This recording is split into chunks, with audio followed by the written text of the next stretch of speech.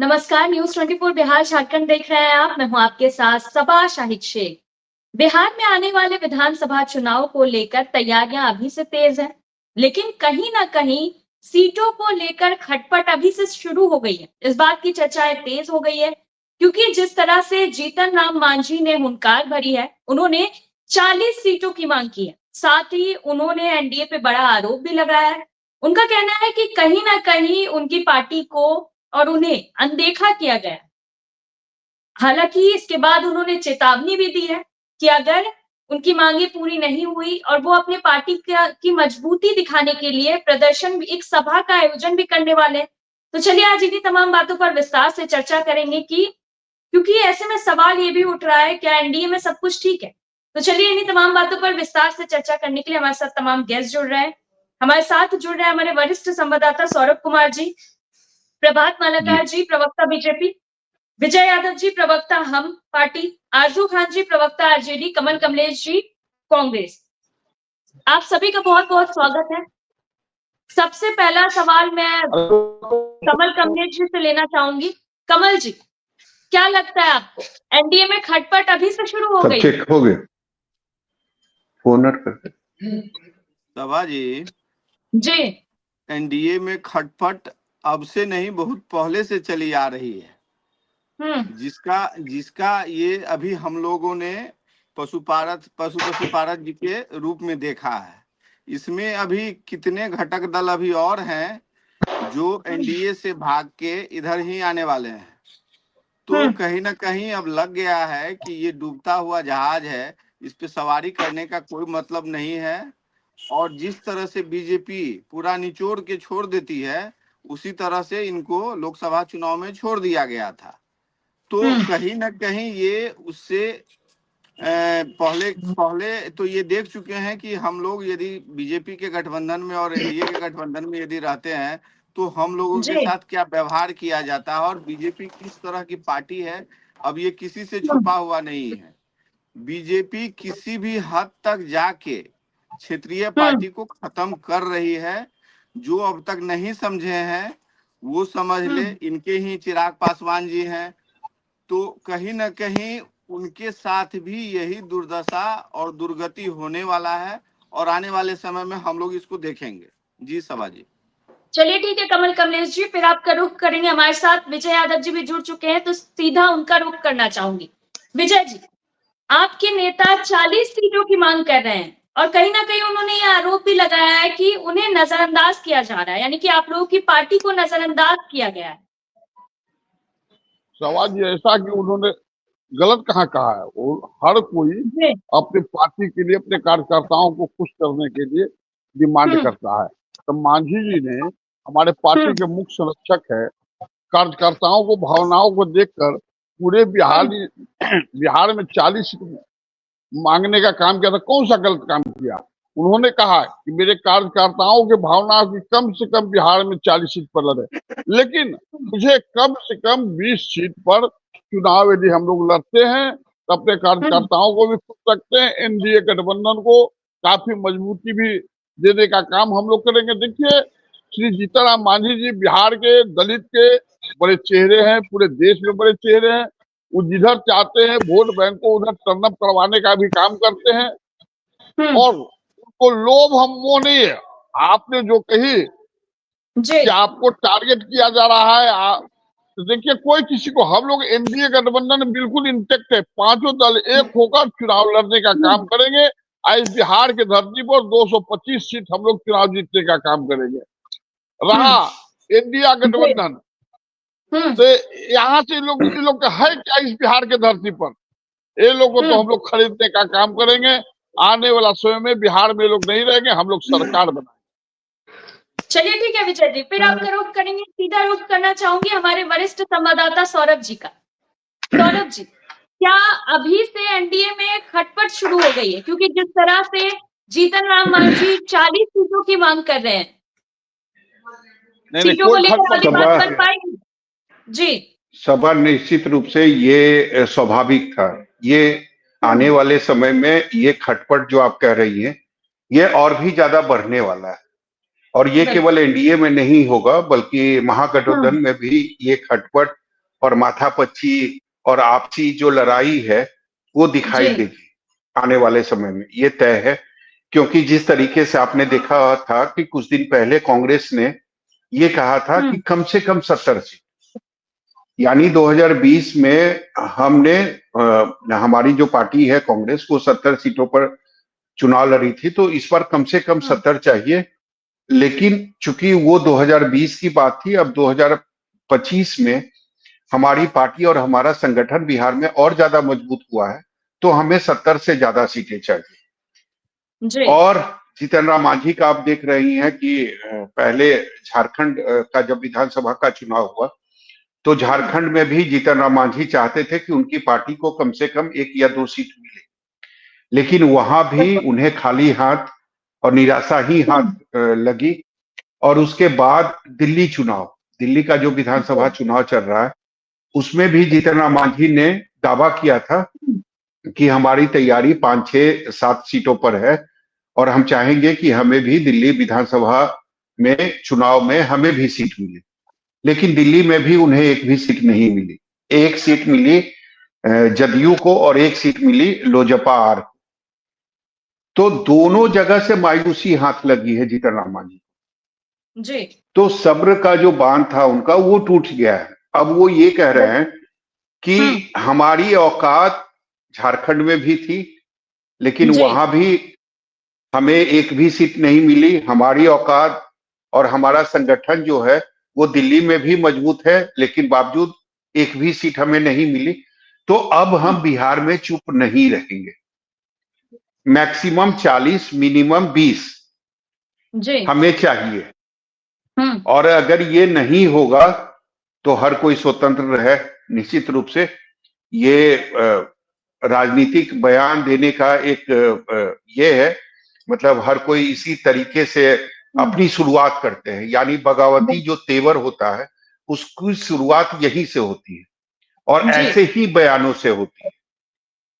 तो जीतन राम मांझी ने मैसेज दे दिया है, खुले तौर पर बीजेपी को मैसेज दे दिया है कि जो हाल या जो रवैया आपने मेरे साथ झारखंड में अपनाया, जो रवैया आपने मेरे साथ दिल्ली में अपनाया, वो बिहार में नहीं चलेगा। बिहार में आपको सीटें देनी पड़ेगी और जितना हम चाहते हैं उतना देना पड़ेगा। और उसके लिए भी उन्होंने अपनी मांग जो है वो मीडिया के सामने बीजेपी को बता दिया है। जी उन्होंने कहा मिनिमम 20 और मैक्सिमम 40, यानी हमारी जो तैयारी चल रही है वो 40 सीटों की है। तो अगर आप 40 सीट नहीं भी देते हैं तो कम से कम 20 सीट तो हमारी पार्टी लेगी। बिल्कुल। तो गेंद अब बीजेपी के पाले में है। अब बीजेपी को फैसला लेना है कि उन्हें अपने गठबंधन में जीतन राम मांझी चाहिए या नहीं चाहिए। हालांकि इतना आसान भी नहीं होगा जीतन राम मांझी का गठबंधन से निकलना, क्योंकि केंद्र में वो मंत्री भी हैं, लेकिन इतना मुश्किल भी नहीं है। कारण इसके पहले हमने देखा था कि जब जीतन राम मांझी नीतीश कुमार के साथ थे तो बिहार सरकार में मंत्री थे। उनके जो बेटे हैं संतोष सुमन, वो मंत्री थे, लेकिन 1 मिनट में सारा कुछ तय हो गया था और मांझी जो है वो नीतीश कुमार से अलग हो गए थे, गठबंधन से अलग हो गए थे। तो इस बार भी कहानी वही है। जीतन राम मांझी ने अपना जो दुख होता है और अपनी आप बीती जो होता है वो बीजेपी के सामने रखती है। फैसला अब बीजेपी को करना है कि आगे वो जीतन राम मांझी की पार्टी को कितनी सीटें देती है 2025 के विधानसभा चुनाव। जी चलिए ठीक है सौरभ जी, फिर आपका रुख करेंगे, सीधा रुख करना चाहूंगी कमल कमलेश जी का। कमल जी, सुनने में आ रहा है कि इंडिया गठबंधन का आने वाले चुनाव में सफाया होने वाला है।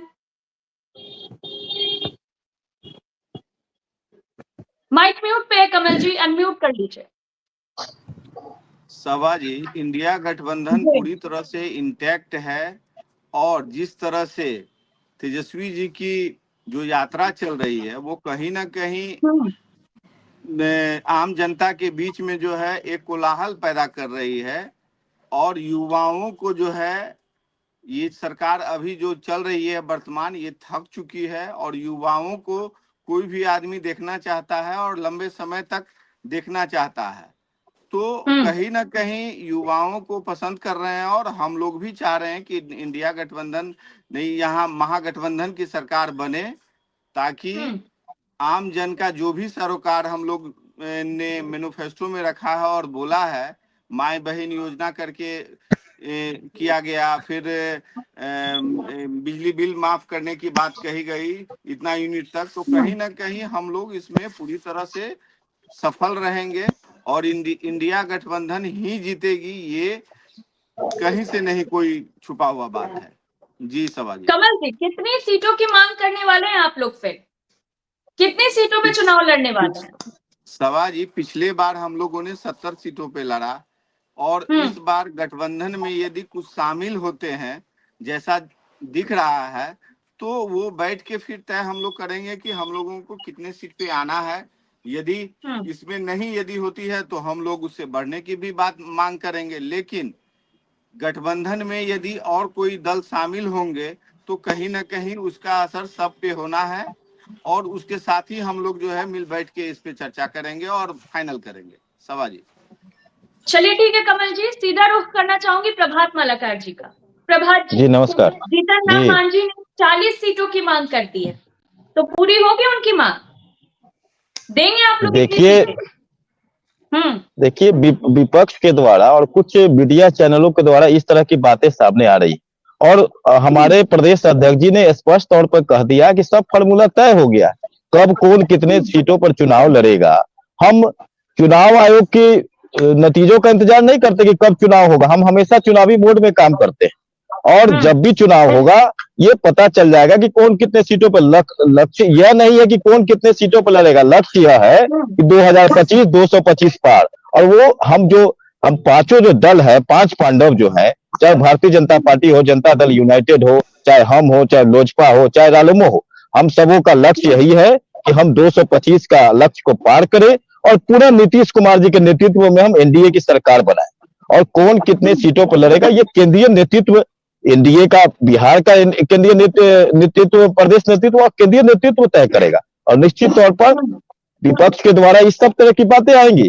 कभी देखिए कि लालू राबड़ी परिवार के कुछ कहेंगे कि ये जो कभी उनको न्योता दिया जाएगा, कभी वो उनको न्योता देंगे, कोई कहेगा कि कुल्हाड़ी पे पैर मार रहे हैं, कोई कहेगा कि अब रास्ता बंद है, दरवाजा बंद है। अरे ये लोग, हमारे तो प्रदेश अध्यक्ष जी ने स्पष्ट कर दिया कि आप लाट टपकाना बंद कर दे, आप लोग को कुछ मिलने जाने को नहीं है, जूठन खाना का आदत छोड़ दे।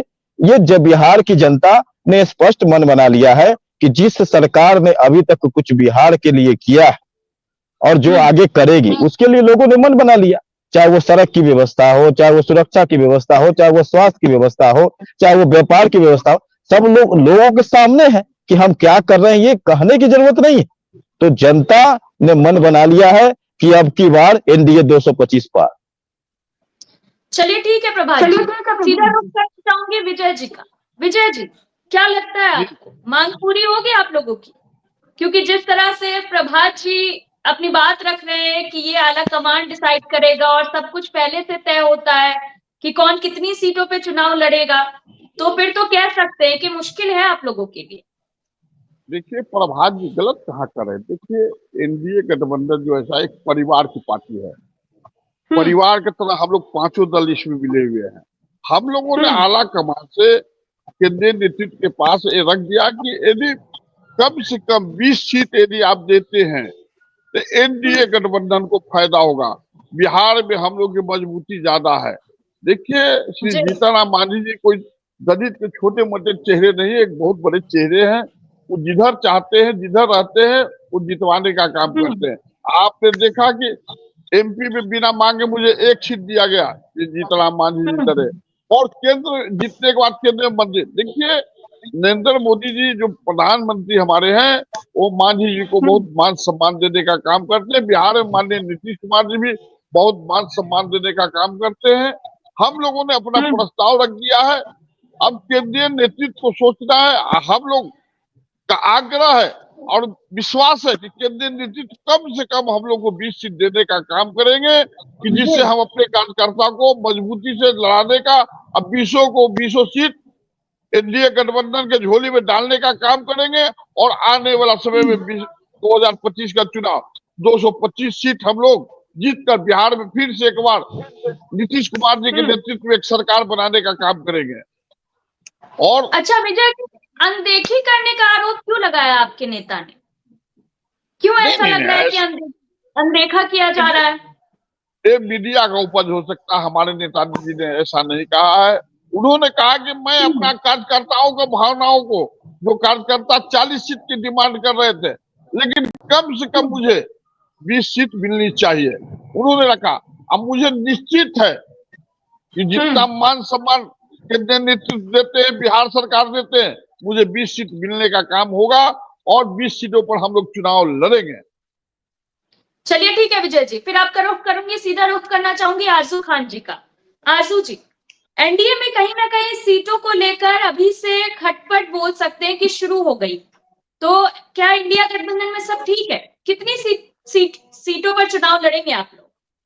देखिए, इनके खाने के दांत कुछ और है, दिखाने के दांत कुछ और है। ये अभी तक हमारे अलायंस के ऊपर जो है ये छीटाकसी करते थे, उससे थकते हारते नहीं थे। लेकिन जैसे ही तेजस्वी प्रसाद यादव जी का राहुल गांधी से मिलना हुआ, तो उस चीजों पे विराम लग गया। और ये कहते थे और दिखाते थे चारों तरफ जाके, दही चूड़ा भोज में सब लोग सम्मिलित होते थे और एक फोटो सेशन का काम करते थे। और मालाकार जी जो बीजेपी के प्रवक्ता हैं, उन्होंने तो ये तक कह दिया कि हम लोगों में पहले ही से तय रहता है, एनडीए हमेशा चुनावी मोड में रहती है, भारतीय जनता पार्टी रहती है।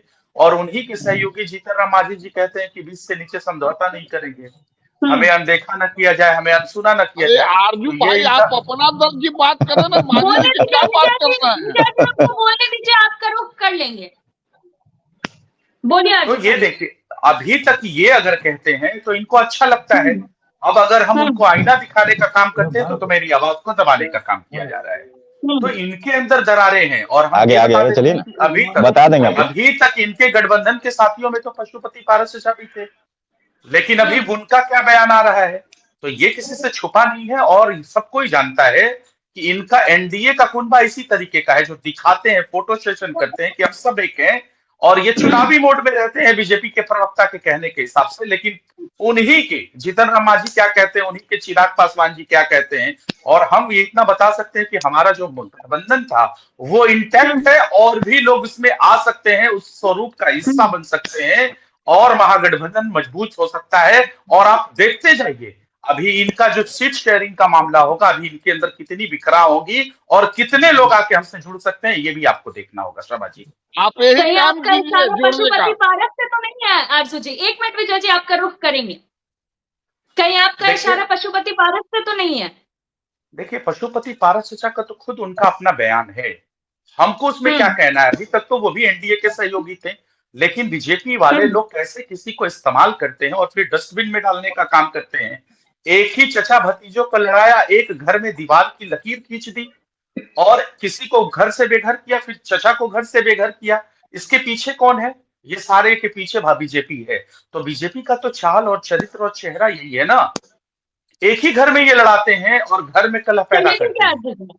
तो इनको इस बातों का जवाब ये खुद दें कि इन्होंने क्यों ऐसी गलती की कि पशुपति पारस चचा को आके ऑन रिकॉर्ड कहना पड़ रहा है, ऑन माइक कहना पड़ रहा है कि अभी तक हम हिस्सा थे लेकिन अब मुझे कोई पूछ नहीं है। तो मुझे कहने की जरूरत नहीं है। एनडीए खुद अपने गिरेबान में जाके और देखे कि वो कितना इंटैक्ट है और कितना इंटैक्ट नहीं है। और ये ढकोसला फोटो सेशन करना छोड़ दे, इनके अंदर बहुत छेद है, अभी और छेद आने बाकी है दिखने। चलिए ठीक है आरजू जी। विजय जी, अब आप अपनी बात पूरी कर लीजिए, फिर सीधा रुख करेंगे हमारे वरिष्ठ संवाददाता का। देखिए, आरजू जी अपना घर को नहीं देख रहे हैं कि कितना छेद है। एक देहाती कहावत की चलनी दुश्मन वर्दी के, 76 को छेद तुम में है, वही इनके आरजू भाई को। अरे इनका गठबंधन तो स्वयं ठीक नहीं है। इनके राहुल जी आते हैं, जो बॉस हैं, कहते हैं कि बिहार में जो आपने जाति आधारित जनगणना करवाया वो फॉल्स है। अरे इधर तेजस्वी जी कहते हैं कि नहीं ये सही है।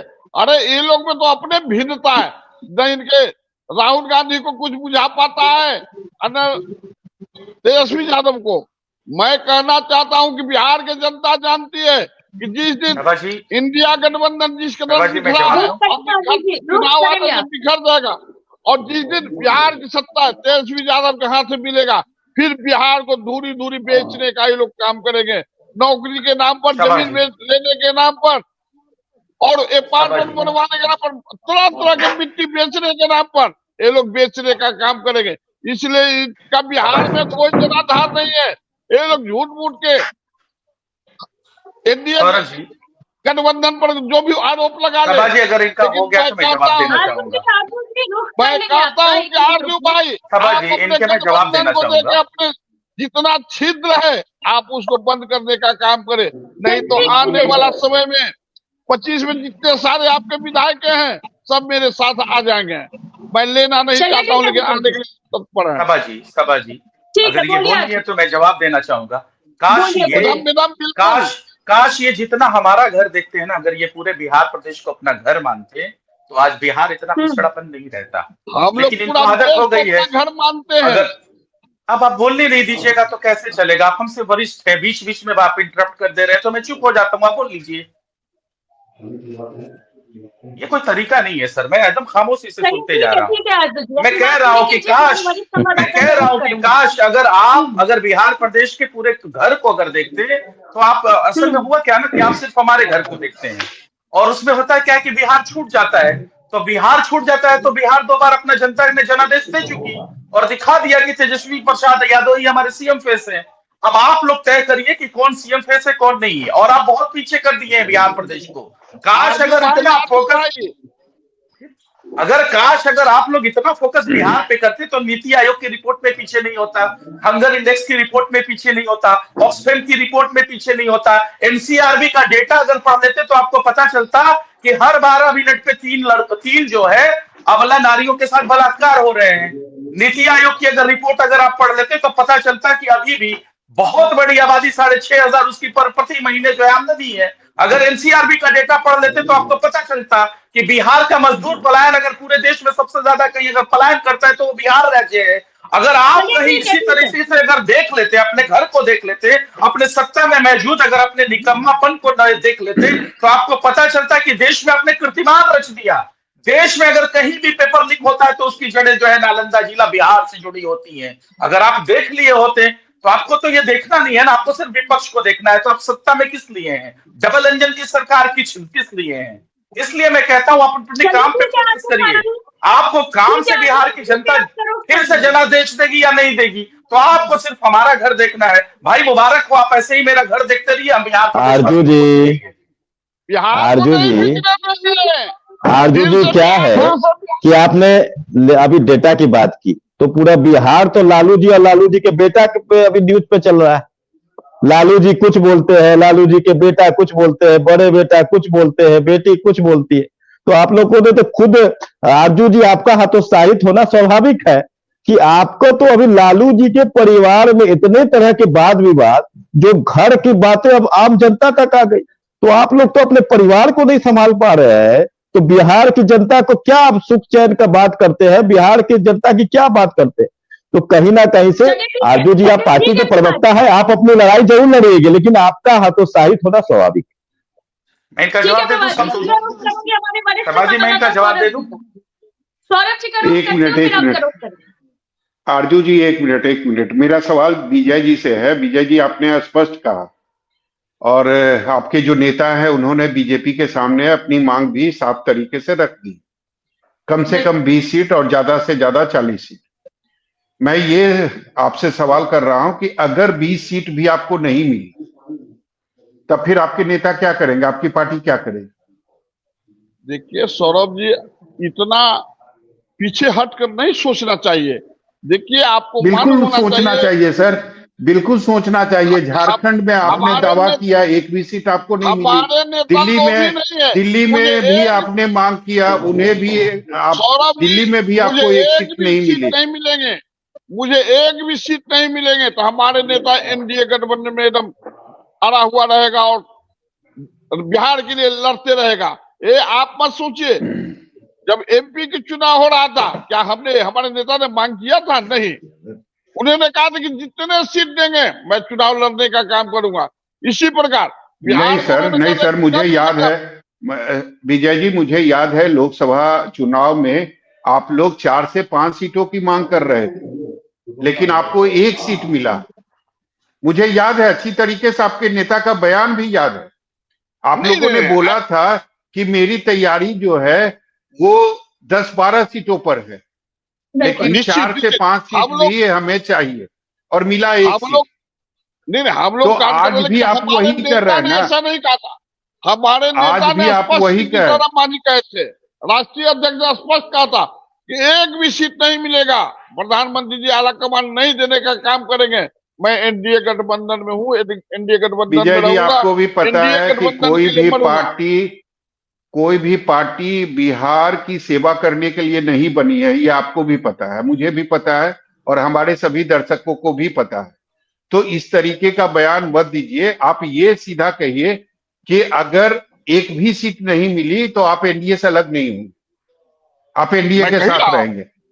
तो फिर आपके नेता औकात की बात क्यों कर रहे हैं? नहीं, मेरे कार्यकर्ता का डिमांड है कि कम से कम 40 सीट मिलनी चाहिए, लेकिन हमारे राष्ट्रीय संरक्षक ने कहा कि नहीं, कम से कम 20 सीट हम आला कमान से मांगने का काम करेंगे। जो केंद्रीय नेतृत्व देगा, पहले क्या अपने घर में मांग नहीं करेंगे, अपने गार्जियनों से मांग नहीं करेंगे?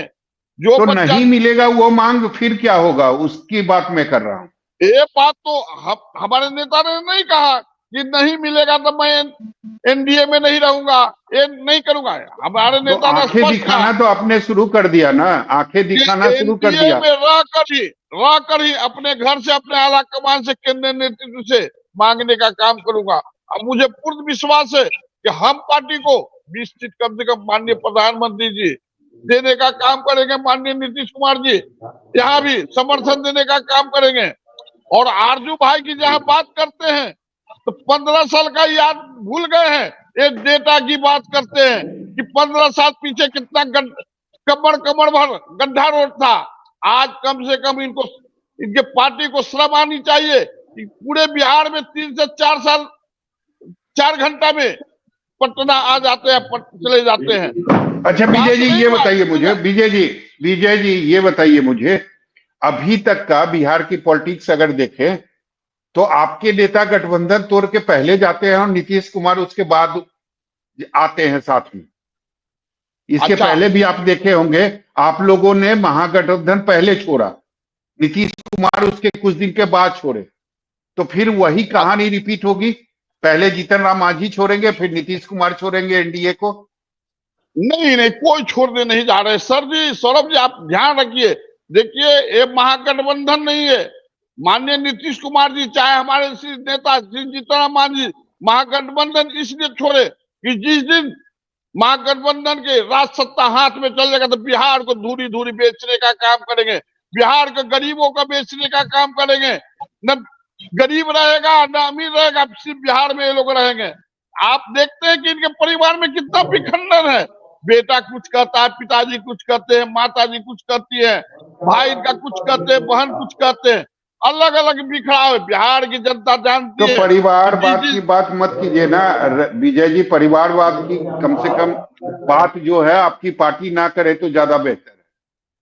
नहीं, हम लोग कोई परिवारवाद की बात नहीं कर रहे हैं, लेकिन ये लोग कह रहे हैं कि एनडीए गठबंधन में अटूट है, ये लोग बिखर चुके हैं। अरे बिखरने के पहले अपना घर ही लोग को ताकना चाहिए। इस बार आपने कहा कि अगर एक भी सीट नहीं मिलेगी तो भी हम एनडीए के साथ बने रहेंगे। उसका कारण बस एक ही है कि इस वक्त जो है जीतन राम मांझी केंद्रीय मंत्री हैं। नहीं, ऐसी बात नहीं सर जी। हमारे नेता बहुत त्यागी पुरुष है। उन्होंने आपने देखा कि संतोष सुमन के मंत्रिमंडल में माननीय नीतीश कुमार जी के थे, लेकिन एक छोटी सी बात देकर, डिजाइन देकर हम लोग चले आए। देखिए वो छोटी बात नहीं थी विजय जी, वो छोटी बात नहीं थी। जो मुख्यमंत्री ने बयान दिया था सदन के अंदर, वो छोटी बात नहीं थी, बहुत बड़ा बयान था। मीडिया के लिए बड़ा हो सकता है, लेकिन हम लोग के लिए छोटी बात था। हम लोगों ने कहा कि नहीं, मान सम्मान से जीना चाहिए, इसलिए वहां से एनडीए गठबंधन से हम लोग चले दिए और एनडीए में आ गए। देखिए हमारे नेता बहुत त्यागी पुरुष हैं। वो एक भी सीट विधानसभा में भी नहीं मिलेगा तो पर भी हम लोग एनडीए गठबंधन को जिताने का काम करेंगे। और मुझे तो ये बयान विजय जी ये बयान निश्चित मिलेगा। विजय जी आप दो तरह का बयान दे रहे हैं, और जो बयान आप कह रहे हैं ना, ये बयान देना चाहिए था जीतन राम मांझी को, उनको ये कहना चाहिए था कि अगर एक भी सीट नहीं मिलेगी तो भी हम एनडीए के साथ एकजुटता से साथ रहेंगे और एनडीए को मजबूत करेंगे। वो पहले भी सौरभ जी कहे कि मैं एनडीए गठबंधन में हूं, एनडीए गठबंधन में रहूंगा चाहे जो भी हो, हर स्थिति में। तो फिर मांग रखने की जरूरत ही नहीं है, मांग रखने की जरूरत ही नहीं है। चिराग पासवान कहाँ अपनी मांग रख रहा है? नीतीश कुमार कहाँ कह रहे हैं कि हमको कितनी सीटें चाहिए? आप हमारे प्रेशर पॉलिटिक्स तो आप कर रहे हैं ना, प्रेशर पॉलिटिक्स आप कर रहे हैं। आप हमारे बड़े भाई है, आपसे कुछ मैं मांग लेता हूं तो क्या आप छोटा हो जाएंगे? इसलिए तो कहाँ कोई और मांग रहा है? प्रेशर पॉलिटिक्स आपने शुरू कर दी। आप दबाव बनाना चाहते हैं बीजेपी के ऊपर। आप इसको हवा बनाने की प्रेशर पॉलिटिक्स है, लेकिन कोई प्रेशर पॉलिटिक्स नहीं है। मैंने अपने चलिए प्रभात जी, ठीक है विजय जी। सौरभ जी आप बढ़िए पत्रकार हैं और बिहार की राजनीति को बहुत ही बारीकी से समझते हैं, लेकिन प्रयास और प्रतिकार दोनों को आप एक में नहीं मिला सकते। हर व्यक्ति चाहता है कि वो भाई साहब मैं अपनी बातें प्रभात जी समय से पहले अपनी मांग मीडिया के सामने रखना, आपको नहीं लगता वो कि क्या है प्रेशर पॉलिटिक्स है? राजनीति में कोई भी आता है तो वो चाहता है कि हम विधायक बने, सांसद बने, एमएलसी बने, एमएलए बने। तो कोई भी दल चाहेगा कि हम अधिक से अधिक सीटों पर लड़े, कोई भी दल चाहेगा कि हमारी सरकार बने, लेकिन प्रयास और प्रतिकार दोनों। प्रभात जी, मीडिया के माध्यम से अगर आप अपनी मांग बीजेपी तक पहुंचा रहे हैं तो ये क्या आपको नहीं लगता है कि ये प्रेशर पॉलिटिक्स है? नहीं आप कहा इसमें कहा कोई दो है? विजय यादव जी ने तो स्पष्ट कर दिया कि हमें एक सीट मिले ना मिले वो बहस नहीं है, हमें एनडीए की सरकार 225 पार करनी है।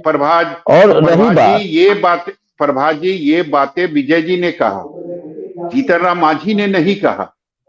मांझी जी का पहले माना जा सकता है कि प्रेशर पॉलिटिक्स नहीं है, लेकिन अगर आप समय से पहले अपनी मांग को मीडिया के सामने रखते हैं तो इसे प्रेशर पॉलिटिक्स नहीं कहा जाता। देखिए आप तो बहुत सीनियर, आपसे जीतना तो संभव नहीं है, लेकिन अपने कार्यकर्ताओं को उत्साहित करने के लिए वाली बात नहीं कर रहा। हाँ तो कार्यकर्ताओं को उत्साहित करने के लिए हर पार्टी चाहती है कि हम अधिक से अधिक। अभी हर लोग चाहता है, कोई चाहता होगा कि संतोष मांझी मुख्यमंत्री बने, हम चाहते हैं सम्राट चौधरी मुख्यमंत्री बने, कोई चाहता होगा उपेंद्र कुशवाहा मुख्यमंत्री बने। तो स्वाभाविक है कि सब कार्यकर्ताओं की अपनी भावना है, इसमें कहीं कोई दो राय नहीं है। इस बार क्या चाहते हैं? इस बार चाहते हैं 225 और 225 पार। बिहार 2025 में 225 पार नीतीश कुमार जी के नेतृत्व में, नीतीश कुमार जी के हम लोग सानिध्य में बिहार में पुनः एनडीए की सरकार बनाए, यही चाहते हैं हम लोग। सभी पांचों दल, पांचों पांडव नीतीश कुमार बने, इसमें अब कहाँ कोई दो राय? नीतीश कुमार जी हमारे मुख्यमंत्री रहे। बहुत बड़े बड़े वीर थे, लेकिन सब मारे गए। इसी प्रकार 2025 के चुनाव में अगर वो खामोश हो जाएंगे, ठीक है विजय जी, अपनी बात रखूंगा। विजय जी मतलब साफ ये हो गया कि 2025 का जो चुनाव है वो पांडव और कौरवों के बीच है, मतलब महागठबंधन कौरव है और एनडीए पांडव है, जो विजय जी कह रहे हैं। इनको शर्म आनी चाहिए, ये इस तरह के प्रवक्ता हो किस तरीके की बातें कहते हैं। अरे भैया आप धर्म की लड़ाई लड़ते हैं। आपके जैसा जमीन विजय जी जवाब लेने दीजिए, विजय जी जवाब लेने दीजिए। नहीं विजय जी जवाब लेने दीजिए। अर्जुन खान देखिए सबसे बड़ी तो बेशर्मी इनकी ये है कि अगर आज के परिवेश में 2025 में हम जी रहे हैं, अगर बात कहते हैं तो इनको बताने के लिए, अपनी उपलब्धियां गिनाने के लिए नहीं है। ये सीधा 2005 से पहले चले आते हैं, अतीत का कंबल ओढ़ के अपना बदसूरत चेहरा छिपाने की कोशिश करते हैं। अरे अगर आपने कहा कि आप सड़क पे चलना छोड़ दीजिए, तो आपको किसी ने ठेका दे दिया था क्या पूरे देश में करप्शन करने का, पुलिया गिराने का? अपने पुल बनाए नेता से पूछ सकते हैं। और फिर आप इंटरप्ट कर दिए। विजय जी तथ्यों पे बात करिए, और अगर कहीं आपके एनडीए के अंदर दरारें नहीं होती तो सौरभ जी और शबा शाहिद शेख जी यहां बैठ के ये डिबेट नहीं चलाते। इस पे 4 दिन पहले हमारे ऊपर भी इन्होंने डिबेट चलाया था कि आपके महागठबंधन के अंदर दरारें हैं, तो वो कुछ बातें थी, लेकिन सुनिए जबरदस्ती वाली बातें। दरार आपके अंदर दिख रहा है, जबरदस्ती का पॉलिटिक्स आप कर रहे हैं, प्रेशर पॉलिटिक्स आप कर रहे हैं, और दरार हमारे अंदर। अरे पशुपति पारस चचा के कम से कम आंखों की आंसू देख लिए होते ना, तो आपको अगर गैरत होती तो आप खामोश हो जाते। पप्पू यादव के बारे में क्या कहना है अयूब खान जी? पप्पू यादव जी के यादव का बेटा पप्पू यादव क्या हमारे लाइन से क्यों पेट में दर्द हो गया? हमारे लाइन से क्या? यादव अरे जब थे तो उन्हीं के लिए तो उन्होंने पार्टी का विलय किया था, और आप लोगों ने तो उसे न घर का छोड़ा न घाट का छोड़ा। अरे सम्राट पप्पू चौधरी यादव को तो आप लोगों ने कहीं का नहीं छोड़ा। अरे सम्राट चौधरी भी तो हमारे ही थे, 2 बार हमारे ही सिंबल से जीत के गए, आपने उनको बहु डिप्टी सीएम बना दिया, उसमें क्या करें? नहीं, आरजू खान मुझे ये बताइए कि अगर एक मिनट सौरभ जी एक मिनट, सिर्फ छोटा सा कमेंट। अगर राष्ट्रीय जनता दल आप लोगों के नजर में इतनी बुरी है, तो राष्ट्रीय जनता दल के पाठशाला से निकले हुए तमाम पार्टियों के नेता क्यों आपको प्यारे हो गए हैं? आप इसका जवाब दीजिएगा। विचारधारा से आपके विचारधारा से भाग अरे विचारधारा तो आपको आतंकवादियों को टिकट देने की है, आप अपनी विचारधारा हमारे ऊपर आप ये कर रहे हैं। आरजू खान जल्दी से मुझे ये बताइए कि अगर एनडीए में टूट होती है जी, आने वाले समय में मुझे लगता है कि पशुपति पारस जो हैं वो भी महागठबंधन में शामिल होंगे, और पिछले 1 सप्ताह में 3 बार मुलाकात हो चुकी है लालू प्रसाद यादव से और पशुपति पारस की। तो मुझे लगता है कि कुछ ही दिनों में पशुपति पारस जो है वो महागठबंधन में शामिल हो जाएंगे, ऐसा लग रहा है। अगर आने वाले दिनों में और भी ज्यादा टूट होती है एनडीए, तो क्या सबको महागठबंधन में स्वागत है? देखिए, हमने शुरू में ही कहा था कि अगर पशुपति पारस चचा खुद कहते हैं, जबकि वो एनडीए के सहयोगी थे, एनडीए का हिस्सा थे, तो इसको आज इनको बताने में परेशानी क्यों है कि हाँ हमने उनको डस्टबिन की तरह यूज किया, इस्तेमाल किया, फिर फेंक दिया? ये क्या बड़ा दिल करिए ना, कहिए ना कि आप धोखा की राजनीति करते हैं। मांझी का भी स्वागत करेंगे आने वाले समय में। अब मैं आपके सवाल के पे आता हूं सौरभ जी। देखिए, हमने हमेशा से कहा है, जब प्रदेश का मुखिया दलित विरोधी को ये लोग रख ले गए, जो दलित विरोधी हैं, जीतन मांझी जी को रख ले गए, दलित विरोधी पार्टी। आप तो साथ में रहे हैं विजय जी। तो दलित विरोधी है, इसीलिए ना हम लोग भाग चले। इनको बोल लेने दीजिए। दलित विरोधी है सौरभ जी, बोलिए। विजय जी, समय की कमी है, चलिए जल्दी आखिरी कमेंट सब। जी सौरभ जी, असल में होता क्या है ना कि इनको बिहार का इतिहास भी ये भूल जाते हैं। रामविलास पासवान जी के पास जब कोई चेहरा नहीं था, तो उनको किसने सदन भेजने का काम किया था? राष्ट्रीय जनता दल ने। तो आप इतनी बड़ी बड़ी मत बातें करिए, क्योंकि भारतीय जनता पार्टी के साथ थे आप, भारतीय जनता पार्टी के साथ, इसलिए आप दलित विरोधी हैं। और रही बात, राष्ट्रीय जनता दल ना गरीबों और मजबूतों शोषितों के लिए जानी जाती है। गरीब और मजलूमों का बल है राष्ट्रीय जनता दल। तो जो थका हारा आएगा, हमारा शीर्ष नेतृत्व तय करेगा कि उनको लेना है या नहीं लेना है। लेकिन एक बात तय है कि बिहार प्रदेश के टायर्ड, थके हारे, बेबस, लाचार मुख्यमंत्री को हमको नहीं चाहिए।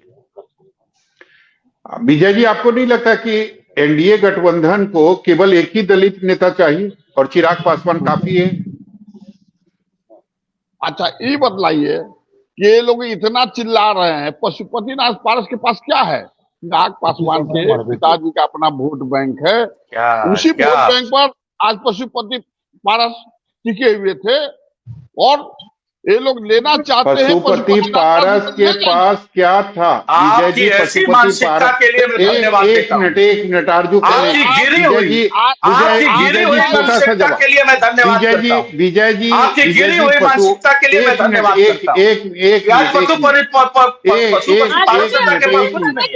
एक मिनट आरजू खान, विजय जी एक छोटा सा जवाब दे दीजिए। आपने बोला पशुपति पारस के पास क्या है, तो मैं बस ये पूछना चाहता हूं आपसे कि उस वक्त क्या था पशुपति पारस के पास जब आप लोगों ने उन्हें केंद्रीय मंत्री बनाया?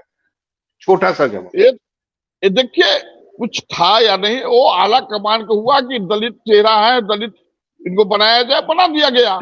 लेकिन आने वाले समय में विजय जी ये भी हो सकता है ना, आने वाले एनडीए गठबंधन निकालने का काम नहीं किया। ठीक है वाले भटकाने का काम कर रहे हैं। राजनीति में ऐसे कर रहे हैं विजय जी, राजनीति में 4 पैर वाला को बांध के रखा जाता है, 2 पैर वाला को बांध के नहीं रखा जाता है। राजनीति में विजय जी, राजनीति में विजय जी आपको भी पता है कि ऐसे किसी को निकाला नहीं जाता। लोकसभा चुनाव में उनको एक भी सीट नहीं मिली, ठीक है, आप मुझे ये बताइए कि एनडीए में दो दलित नेता का जगह है क्या? कारण एक तो पहले से है चिराग अरे पासवान। भैया, एनडीए तो समुद्र है, यहाँ दलित क्या, हर लोगों का जगह यहाँ है। आज समुद्र नहीं होता पूरे देश में राज कैसे करता, बिहार में राज कैसे करता? ये लोग इसीलिए तो भटक रहे हैं, बार बार मुंह चिहारे हुए हैं कि नीतीश कुमार जी हमारे साथ आ जाए। कम से कम शब्दों की मर्यादा का ख्याल करिए विजय जी, समझे? आप वरिष्ठ हैं, बड़े हैं, बुजुर्ग हैं। विजय जी, कम से कम विजय जी समय की कमी है, शब्दों की मर्यादा का ख्याल रखिए। आरजू खान समय की कमी। विजय जी, आप किसी पार्टी के विजय जी समय की मर्यादा में रहिए। विजय जी समय की कमी है, चर्चा को यही खत्म करना पड़ेगा। तो सभा में कह रहा था कि निश्चित तौर पर जीतन राम मांझी ने एक मैसेज देने के साथ साथ बीजेपी को एक चेतावनी भी दी। उन्होंने साफ शब्दों में कहा है कि जो झारखंड में हुआ और जो दिल्ली में हुआ वो हमने बर्दाश्त कर लिया, लेकिन बिहार में ये चीजें हम बर्दाश्त नहीं करेंगे। अगर हमारे अनुसार, यानी हमारी जो औकात है उसके अनुसार अगर बिहार में सीटें नहीं मिली तो हम कुछ भी फैसला ले सकते हैं। ये मैसेज और चेतावनी बीजेपी को जीतन राम मांझी ने दे दिया है। फैसला अब बीजेपी को करना है, नीतीश कुमार को करना है कि जो विधानसभा का चुनाव होने वाला है उसमें कितनी सीटें जीतन राम मांझी को दी जाए। और इसे एक तरीके से कहें तो प्रेशर पॉलिटिक्स भी कहा जाता है। जीतन राम मांझी को पता है कि आने वाले अब कुछ महीने में, चूंकि खरमास खत्म हो चुका है, तो अब सीट शेयरिंग को लेकर ही बातचीत होने वाली। बिल्कुल। तो एक प्रेशर बिल्डअप करना चाहते हैं जीतन राम मांझी बीजेपी के ऊपर कि भैया हमारी मांग इतनी है, आप जब सीट शेयरिंग पर बात करेंगे तो हमारी जो मांग है इसको अपने जहन में बैठा लीजिए। जी, बहुत बहुत शुक्रिया आपका हमारे साथ जुड़ने के लिए। Thank you. दरअसल अगर बात की जाए एनडीए की, तो बिहार में आने वाले चुनाव से पहले एनडीए में कहीं ना कहीं खटपट देखने को मिल रही है, क्योंकि जिस तरह से जीतन राम मांझी ने सीटों की मांग की है, उनका कहना है कि उन्हें 40 सीटें चाहिए आने वाले विधानसभा चुनाव में। लेकिन अभी और भी पार्टी अपनी अपनी मांग रखेंगी, जिसके बाद कहा जा रहा है कि गहमा गहमी तेज हो सकती है, क्योंकि कहीं ना कहीं सबकी बातों में, सबकी सोच में मेल मिलाव नहीं हुआ, सबकी सीटों में भी अंतर आएगा। हालांकि आगे क्या होगा ये देखने वाली बात होगी। फिलहाल के लिए इतना ही। देखते रहिए न्यूज़ 24 बिहार शाखा। अगर आपको ये डिबेट अच्छी लगी तो इसे लाइक और शेयर जरूर करें। आप अपनी राय में कमेंट करके भी जरूर बताएं और हमारे चैनल को सब्सक्राइब करना ना भूलें। नमस्कार।